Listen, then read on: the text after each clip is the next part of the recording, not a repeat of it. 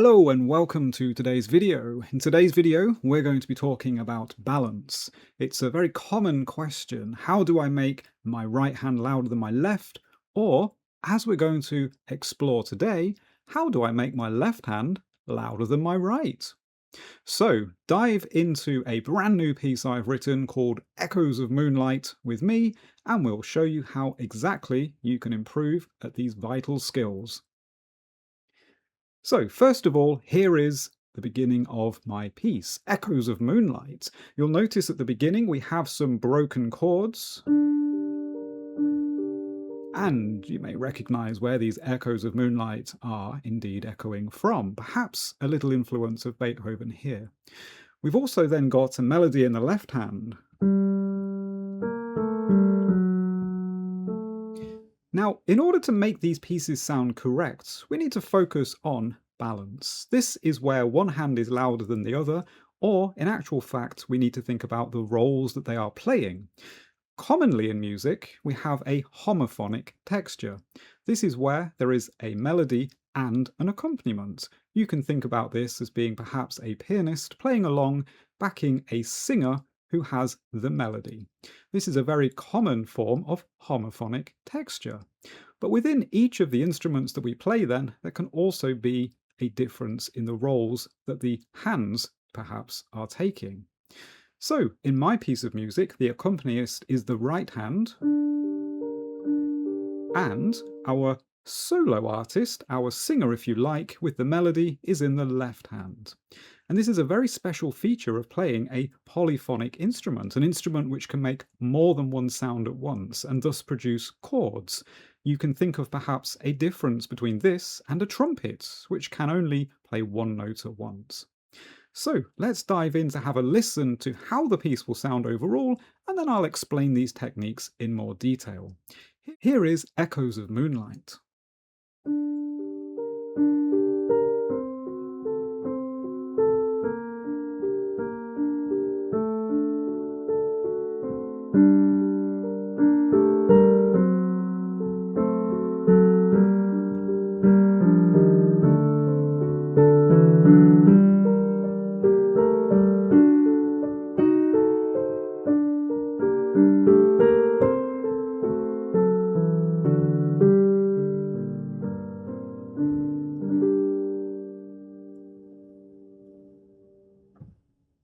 I hope you enjoyed Echoes of Moonlight.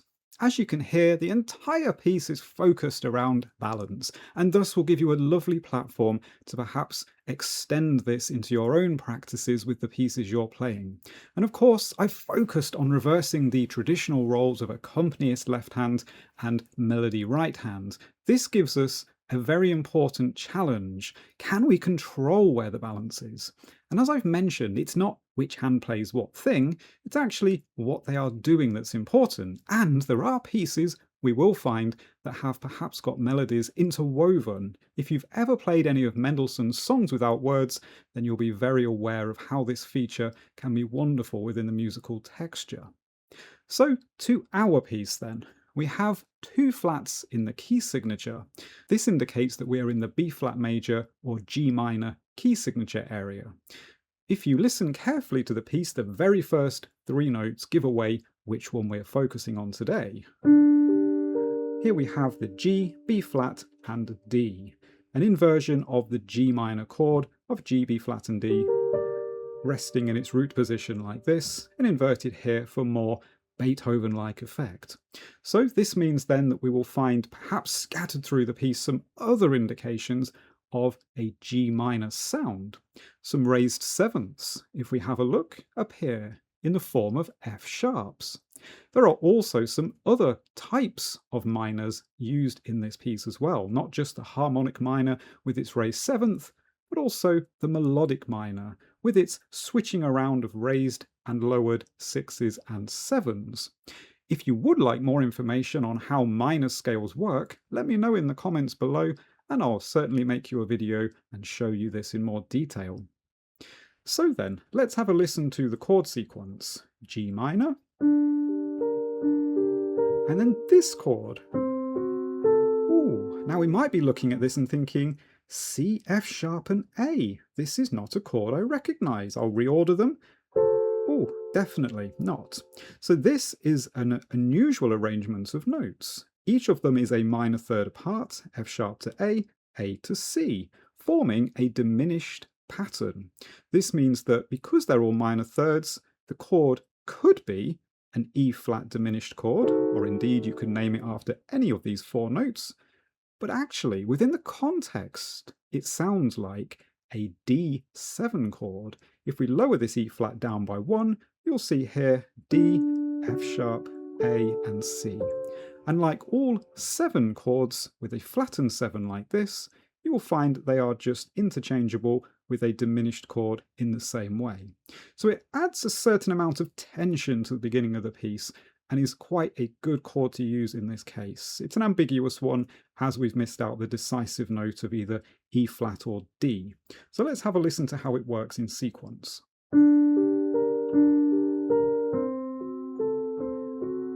Very nice. And then we move forward to another G minor in a different inversion, and then back to D with a more certain D inserted this time, and back to the C to allow a bridge back to the original chord sequence.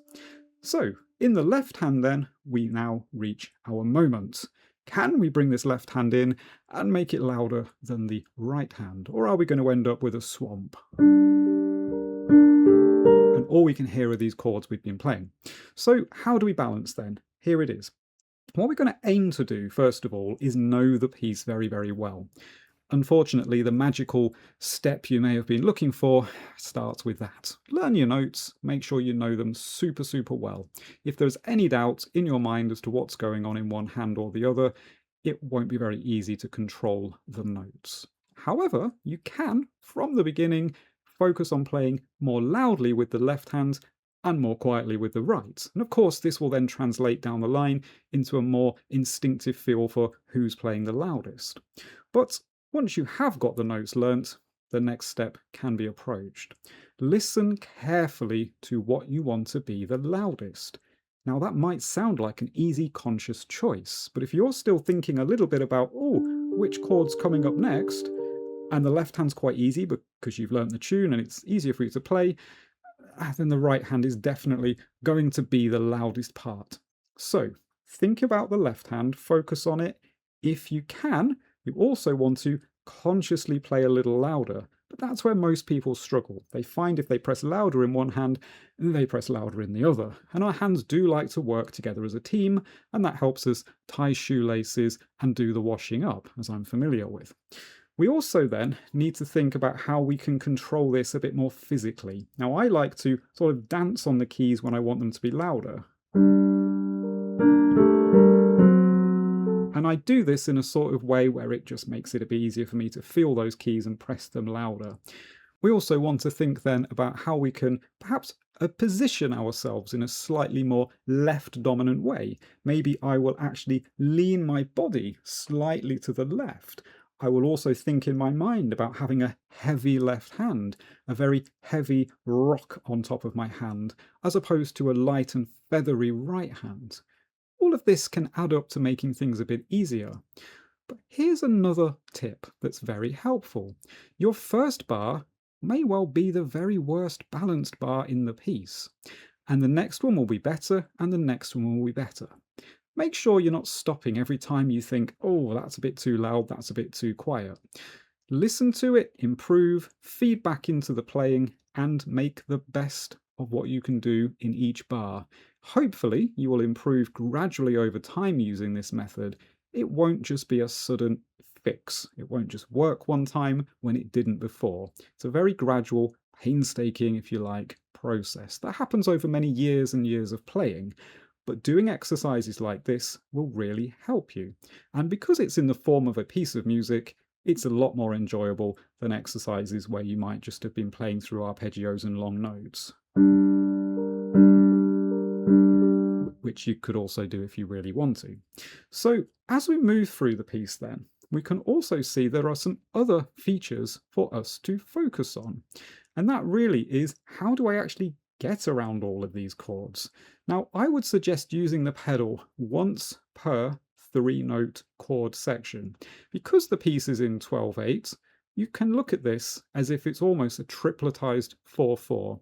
And commonly pieces have a choice as to whether they're written in 4/4 with 4 lots of triplets, or whether they're in 12/8 with equally 4 lots of natively positioned triplets. So I think this can be a lovely exercise for you to work on in 12/8 as well. And pedalling. We keep our pedal down, and as soon as we hit the first of the next 3 notes, we go up and down, just as I've shown you in other videos. Next one, up and down, up and down. And this gives us a smooth link, where even if I pressed with one finger, it's still smooth, as you can hear. So I hope you've enjoyed looking through this piece and learning a little bit about balance. If you have, please feel free to subscribe to the channel and press the like button below. Thanks for watching, and I'll see you in the next video. Enjoy your journey!